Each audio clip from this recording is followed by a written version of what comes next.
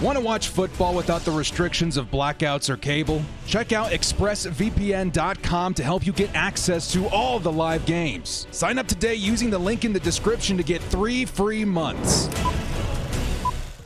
Yoda Bolt fam, it's the director. Chargers fans around the world, how we doing today, guys? You know, I have a really fun one lined up for today's video. Before we do that, can I share something with you guys? One of the coolest things that's happened to me as a Chargers fan. You guys check out the official Chargers YouTube channel the last couple of days. You guys recognize this little face down here?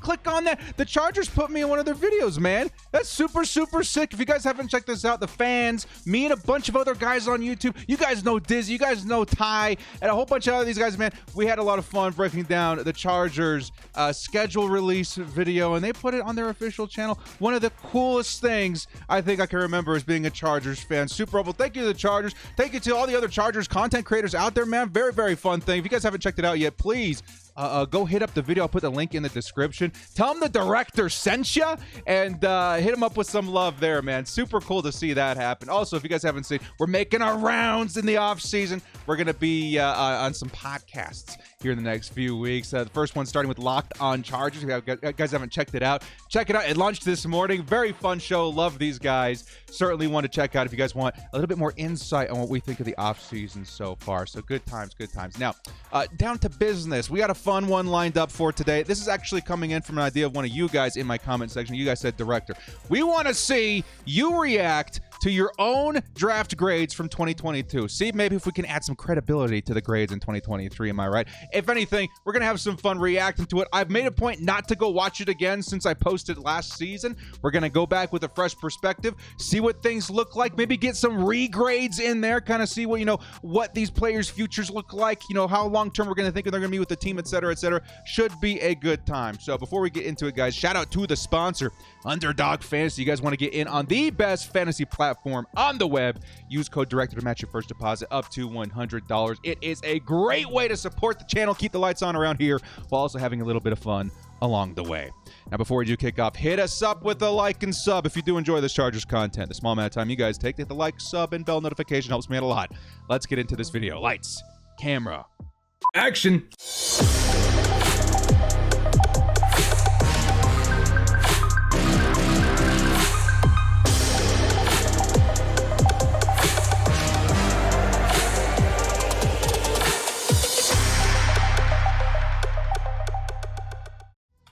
Reacting to my 2022 Chargers draft grades from last season, bit of a spotlight on the director. See how we did, right? The papers have been submitted, now time to grade them, see how things panned out from last season. And honestly, I honestly really liked the last year's draft in terms of what we got, especially from some of the late round value sort of picks. So we'll have to wait and see how we panned out with that. Again, I've made a note not to go back and rewatch this, so I'm going to be kind of reacting with you guys here. So apologies if we're a little scrambled, kind of have to like regroup in terms of our minds, like what were we thinking back then? Or maybe we can add on top, you know, okay, I like what we saw back then. Here's what we like in addition now that we've seen him in some, you know, live NFL action from last year. So let's go ahead and enlarge this here. And actually, that's kind of funny. I'm perfectly covering my last year's camera right there. We're almost wearing the exact same thing, just kind of inverted. Pretty fun, too. So let's go ahead and start. Let's rewind back here and start in round one.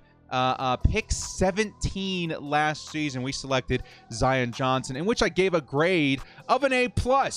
Let's go ahead and actually read some of the things that I had put down here. I really wish I did this format this year so I could next year react to it once again. We'll make something happen. But I liked the format we did last year in 2022. So some of the big things that we pointed out with a Zion Johnson, not sexy, but absolutely the right call is what we said. I think, you know, again, I don't remember who was still available or in and around pick 17, but the Chargers, who have really been putting a lot of resources into revamping the offensive line, which is something that we haven't seen in a very long time. I think this is the first time, and he's a Chargers fan, seeing the draft really be, you know, the method in building that line and protecting your quarterback being the main focus. So that's something that absolutely, again, we're going to be reaping the benefits from these decisions for many years, because now we do have a Rashawn Slater, a Zion Johnson, a Jamari Sawyer, and then who knows, you know, in the future at, you know, right tackle or center, et cetera, et cetera. But right now the Chargers are looking fantastic.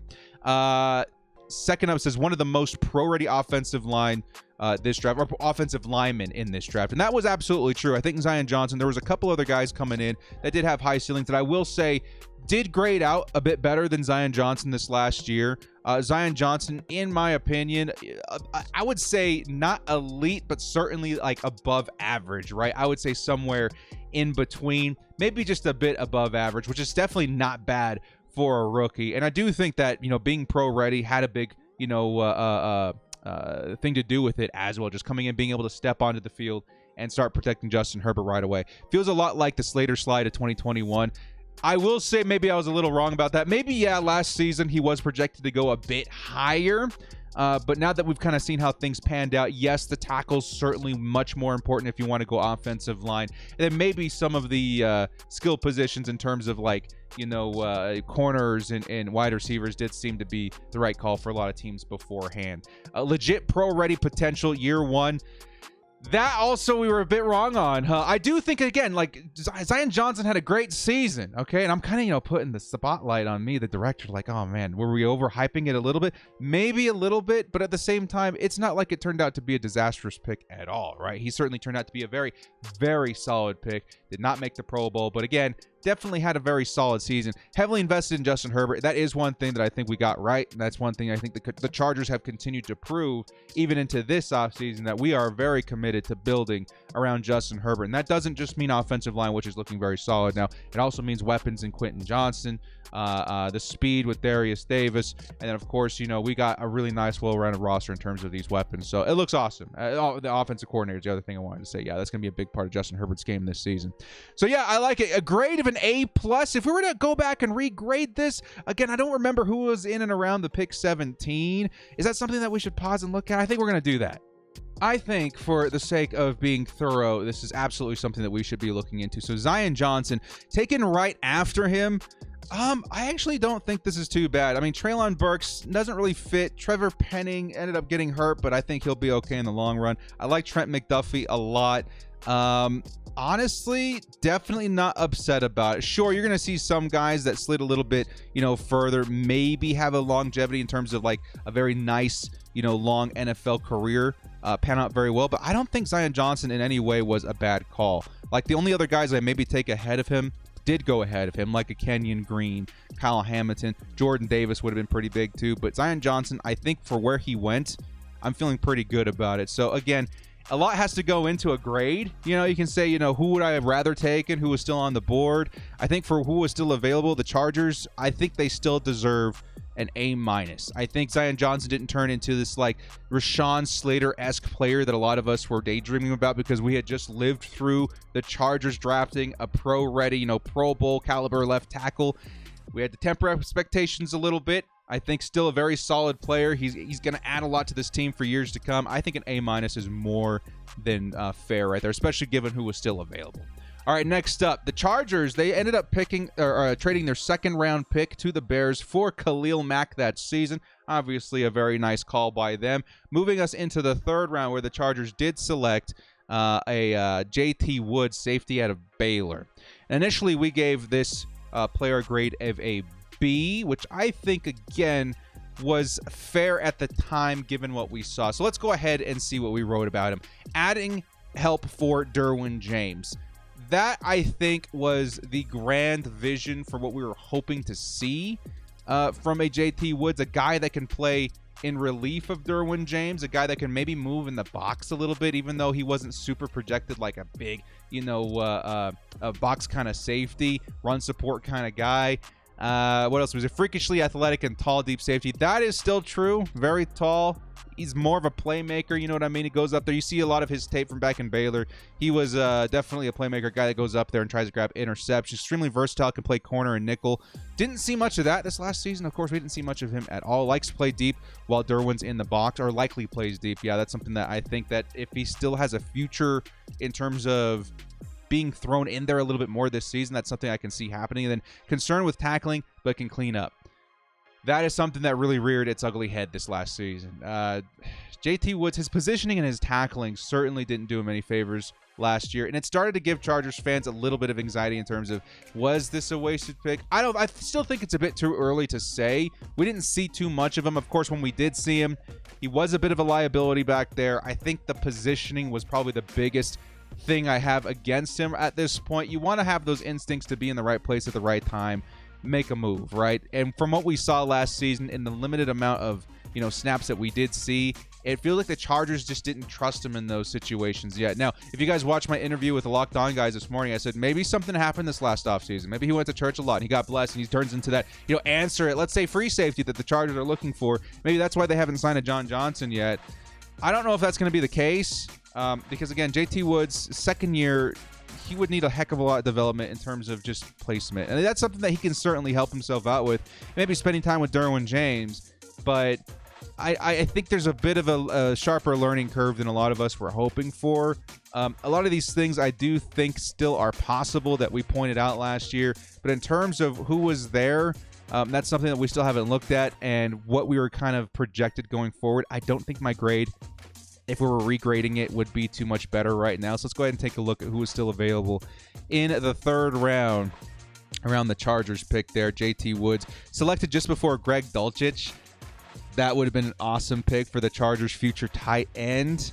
Nakobe Dean turns out to be a great linebacker. The Chargers could have done themselves a favor in this season. Marcus Jones turned out to be a fantastic corner for the Patriots. Jalen Tolbert, that kind of speed special teamer that the Chargers maybe could have used last season. Dylan Parham, nice guard out there.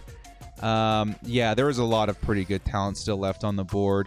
Who was taken just before him? I think, again, back then we did consider it a bit of a reach. I think this last season kind of solidifies that for me. I think it's going to take a bit more development than a lot of us were hoping to see before we see any sort of real impact from JT Woods going forward. So unfortunately, in regrading the 2022 class, I'm going to have to give this one like a grade of a D. Like, I think that's being a bit generous. Maybe a D+. Again, he's got the measurables. He could turn out to be a nice asset going forward, but what was a reach back then turned out to be a reach now. And I honestly don't know what his future looks like in the next couple of seasons. Hopefully he does figure it out coming in soon. All right, in the fourth round at pick number, 123, the Chargers have selected Isaiah Spiller, who initially we gave a grade of an A-. This is going to be a tricky one, man. Almost makes me wish I went through and took a look at maybe some of their play-by-play stuff this last season to kind of see in their opportunities how they did. But at the same time, I think just in general as a Chargers fan, from what I saw, I do have a good idea of how Isaiah Spiller might project going forward, as well as what his potential still could be. Now, let's see what some of the stuff was that we wrote down last year. Chargers were deadly serious about RB2. That's something that was true last season. It's still true this season. But I think the answer to that was a little different than a lot of us had anticipated. That RB2 firmly, I would say, has gone to Joshua Kelly, who's really proven that he's stepped into that role, and he's really produced. That guy has been an awesome, awesome player in relief of Austin Eckler. And until, someone can step up and maybe outplay him, I think he's going to be the guy there. There's also the possibility that JK possibly doesn't get re-signed after this season. He's on his, last year of his rookie deal. So maybe Isaiah Spiller is kind of the vision going forward. But yeah, RB2 is definitely something the Chargers are very serious about. Extremely good value in round 4, projected in round 2. I still think that the value is okay. Kind of seeing, how he's kind of panned out from the last season. Again, very limited opportunity. I would say in and around round 3 and 4 is probably more appropriate. Yeah, I can definitely see why people were excited to see him in round 2, myself included. But again, some of the things need to translate out a little bit smoother. And right now it feels like Isaiah, just like JT Woods a little bit, maybe a bit more of a curve than we were hoping for in terms of, developing into kind of not an every down running back, but a guy who does have a permanent role in terms of RB2 or maybe even change of pace kind of guy. Exactly the kind of running back we need behind Eck. That still is true. And I think it's more especially true with the situation we're looking at with Austin Eckler at this point. What we were referring to back then was the kind of guy that can ground and pound, but also offer a lot in terms of the passing game, right? And that is exactly the kind of guy we need. It almost reminds me of that duo when we had the tandem of Austin Eckler and Melvin Gordon. You can kind of see a little bit of that in that tandem with Isaiah Spiller as well. It just needs to translate to that full potential. Huge physical, great vision, and shifty. Absolutely will pair very well with Zion and this offensive line. I do think, again, all that stuff still is true. We just need to see that talent translate. From what I saw last season, again, Isaiah Spiller is going to take some time to develop into that guy. I think the Chargers, much like Joshua Kelly, a lot of us were kind of starting to write him off last season before he really did bust out and take that RB2 role. I think that same kind of narrative is very possible, and I would actually say very likely with Isaiah Spiller as well, who did underwhelm a little bit last season. But this season, I do see him probably getting more opportunity, especially because of the Charger situation at running back. You're going to want to see what you got in Isaiah Spiller, who I still do think carries a lot of potential, at very minimum being the Chargers RB3 for a long time. But if we're looking more, immediate in terms of we need a running back to fulfill a role, I think that he could definitely pan out to be the Chargers change of pace guy, a guy that gets featured more in the passing game from the running back position, which is something, again, if you've been watching the Chargers since the Austin Eckler days, since even the Darren Sproles days, a very long history of the Chargers really utilizing their running backs as receivers as well. And I think that's something that the Chargers want to keep in terms of skill on this team. And I think that's something that Isaiah Spiller has proven to be very good at. He just needs the opportunity to continue developing it. So I don't think I'm going to give him a grade of an A- anymore. Let's go see who was still available in around round 4 before giving an official grade here for the Chargers. It was pick 1, 2, 3, right? Chargers, right after him was Cade York. Punter, let's see. Neil Farrell ended up being an okay pick. Again, it's going to be very tough to really kind of, hammer this out and say, oh man, this was a good pick, this wasn't a good pick. Hassan Haskins would have been maybe a little better. I don't know, given the Chargers a different kind of system there. Romeo Doubs would have been a nice pick. Calvin Austin would have been a good pick too, particularly for the Chargers. Isaiah Likely, another tight end, which would have been an awesome pick there too. Honestly, I still don't hate it. I think, again, there are some guys in and around the area here that could pan out, may have panned out a little bit better for the Chargers. But I think, again, when looking forward, I think Isaiah Spiller will still have a position, or at least a role with this team. And again, the Chargers, they want to keep that identity in terms of receiving backs. And I think Isaiah Spiller will pan out to be a very nice one going forward. All right, next up, let's get into round 5. Where I think this is where we start seeing the value. The value I talked about at the top of the video start to kind of be applied here. In round 5 at 160, the Chargers took Tito Agholor, defensive lineman out of UCLA. And this is one we gave a grade of a B at the time. Let's see what we had to say about him. Huge run-stopping nose tackle with freakish strength. That is something we saw on display a lot. Of course, if you guys don't remember, Tito, I think he went down late mid-season with an injury, cutting his rookie campaign short. But we did see a nice pocket of snaps for the guy up until that point. And what we saw was very promising. The guy, again, like we were kind of projecting, very nice versus the run. And I think he did show a bit of flash in the pan versus the pass as well when asked to try and get through to the quarterback. I was very impressed. With Tito. Again, not a guy that you're like, oh, he's going to be contending for, a job, Sebastian Joseph Day, Austin Johnson, those guys better watch out. No, but I feel like his future at that point, maybe the next couple of seasons, I would be pretty happy with him as being one of those starting guys, and maybe beyond even being a rotational sort of dude. I like him quite a bit, and I think, again, in terms of value, I saw a lot. That makes me optimistic about that. Chargers committed to improving the run defense. We did. We still got more to do. And I do think Tito is going to be one of those guys that helps in the long run with that. But I do feel that the more that we watch the Chargers, the more that we see us struggle with the run defense. I think a lot of it is maybe scheme. It's due to the scheme, due to the defense that the Chargers are running, but I think Tito does give us a better opportunity to slow down the run. Explosive and eats up a ton of space. That was absolutely true, something that I was very happy to see him accomplish in his rookie year. Could rotate at nose tackle in his rookie season. That is something that we saw happen. He was rotating in with Sebastian Joseph Day, Austin Johnson in the middle there a lot. When he was given opportunities, very rarely do I feel like I was let down. Needs refining in pass rush, but coachable. And that's, again, something that we did see. Like, he wasn't like, Morgan Fox out there, but he was certainly doing a bit more than I was expecting, from a 5th-round rookie this season. So I give him a grade of a B last season. Let's go see who was still available in and around that round. It's going to be tough to, to top a Tito for me, especially with what the Chargers needed at the time. Let's see the Chargers pick here. Tito Agholor. After him, we had DeMarco Jackson, Kyle Phillips. Kyron Williams was kind of okay. Braxton Jones was okay. I mean, yeah, again, you're kind of grabbing at straws at this point, and I think the Chargers, for what they grabbed, it's actually pretty nice. I would say, Tito, if we're regrading him from 2022, I'm going to give him like a B+, bordering on the A-. I like what his potential, I'm going to say A-. I actually do like Tito a lot going forward. I think his position is very clear and obvious to me. And I think that, again, what he showed me before going down with injury is extremely promising. So I think the Chargers got a really nice one in the 5th round. Let's go ahead and move into the next round here. Round 6. I know the Chargers had a couple of I think round 6 picks, or I think it was 6. Jamari Sawyer.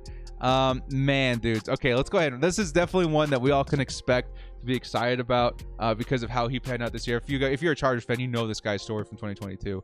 Let's go ahead and see what we wrote down here. Insanely good value in round 6, projected round 2 to 4. I think that definitely panned out very, very nice.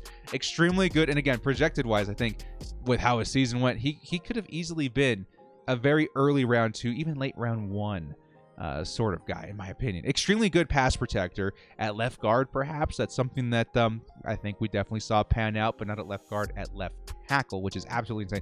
Versatile, playing all interior offensive line positions and tackle. Boom. That's something huge that we got right. He absolutely shined in playing tackle. Of course, he did have his moments at Georgia, holding down the 4. I think he did play a lot of his snaps at tackle there, if I do remember correctly. And he did so well for the Chargers. So well for the Chargers this last season. Bit smaller at 6'3", but long arms. Best fit at guard, which is going to be his role this upcoming season. I think he is switching to right guard, and Zion's switching to left guard. Their native positions in college. But he's going to be, if he was so good at tackle, I have to assume that he's going to be even better at guard. Has a very legitimate chance to start year 1. I think the Chargers at this point, we were looking at Matt Filer, who was seeing a bit of a dip. I do think eventually, if Rashawn Slater did not go down, Jamari Sawyer would have absolutely taken that position from Matt Filer. But instead, with Slater going down, Sawyer stepping into that role and absolutely shining, tells me that, we've got a really good one going forward for a very long time. You got a backup left tackle. You got a great guard. One of those like smash, values in the draft that people talk about every season. Like, man, how did this guy make it to this point or that point? The Chargers got one this last season. Jamari Sawyer, absolutely fantastic. We gave him a grade of an A+ last season. Let's see who went in and around him. There's nobody. I think there's absolutely nobody I would have rather taken. But let's see who other teams took in round 6 ahead of a Jamari Sawyer. It's probably going to be very few names that we actually even recognize. Darian Kendrick, maybe a little bit. Connor Hayward, fullback, you know what I mean? Like, not really anybody that's turning heads for me here, man. I think you take Jamari Sawyer. Actually, that was our second pick. I think you take Jamari Sawyer ahead of all these guys. Jordan Jackson, Ogletree, Naylor, Amari Barno, kind of one of the only guys that kind of sticks out to me. Zach Thomas a little bit. Actually, Zach Thomas turned out to be not too bad. Kyron Johnson a little bit. I don't know, man. I think, again, you take Jamari Sawyer ahead of all of those guys. So in regrading the 2022 draft class, I'm going to give Jamari Sawyer like a superstar grade, like A++. Like, just absolute certified steal of this draft, regardless of team. The Chargers hit it out of the park with this guy. So Jamari Sawyer saved our butts last season playing left tackle. He's going to do great this next season playing right guard. And he's just a great backup option for that tackle position if it really comes to it. So Jamari Sawyer, very, very nice pick. One of the best values I've seen in a long time as a Chargers fan. All right, next up, in round 6 with our second 6th-round pick at 214, we picked up Jasir Taylor. Okay, so let's see what we had to say about this guy. Maybe considered a reach, right? A lot of people are considering him an undrafted free agent signing. I think the Chargers and Tom Telesco, I would almost say even, Brandon Staley as well. All these guys did have some foresight on this guy. I think absolutely he was worthy of being drafted. Chargers want to revamp their cornerback depth. That's absolutely something they did. I think Jasir Taylor's absolutely the best version of that we saw last season. Fast, fluid, physical with 6 interceptions. That is something that we saw last season as well. Again, the Chargers called on him a couple of times, I think, to play in the slot a bit. And he absolutely shined. He had flashes in the pan as well, but I think in terms of his floor, his consistency there, he did great in relief of Bryce Callahan. Offers immediate special teams values, or maybe a returner. We didn't see much of that. I think more special teams value was seen by Dean Leonard, which we'll get to in a second. Great traits for short yardage. Needs work, though. I think, again, Jasir Taylor, did he turn out to be like a huge steal in the draft? I wouldn't say huge, but I would say he was drafted in a great spot to grab some value, right? Jasir Taylor, in my opinion, he's going to end up being a very nice backup for the Chargers for very many years. I saw a lot of things that I liked out of him. I think, in particular, the Chargers defense and how we rely on that nickel position. You want some decent depth there, and I think Jasir Taylor may end up being that guy, you know, for Brandon Staley and these dudes for a long time. I think it was actually a pretty decent value, pretty dang decent value. And I think in terms of his future with this team, he's going to be here a while. I think he's a great backup. I gave him a grade of a C last year. Again, we'll go take a look and see who was drafted in and around that pick. I think we were looking at those just a second ago. Jasir Taylor again, John Fitzpatrick, Lacita Smith maybe would have been okay too. I really don't think there's much in terms of who I would take. Tariq Castro Fields is another guy that we're looking at.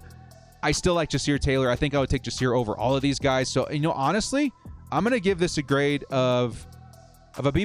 I like his future with the team. He showed a lot of potential last season, and if anything, very solid depth piece for the Chargers going forward. So we're gonna give B+. I feel very good about that. Again, bordering on the A-. The Chargers with the late round picks really kind of hit it out of the park this year, or I should say last year. So in round 7, again, I think the Chargers had 2 7th round picks last year as well. Yeah, of course they did.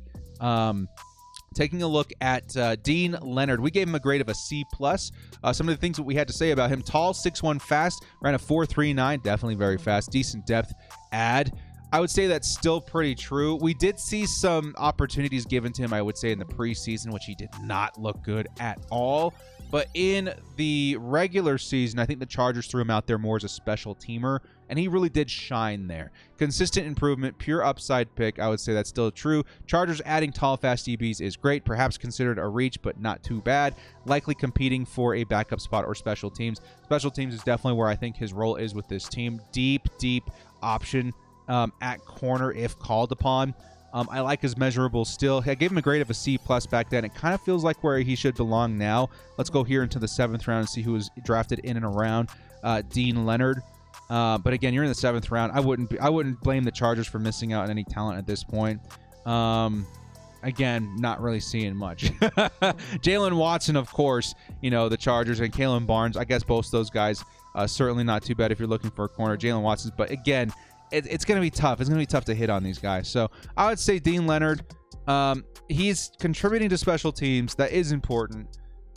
I'm going to stick with it. Maybe a little lower. I'll say C. I still like his upside in terms of his like measurables. 6'1", he is very fast.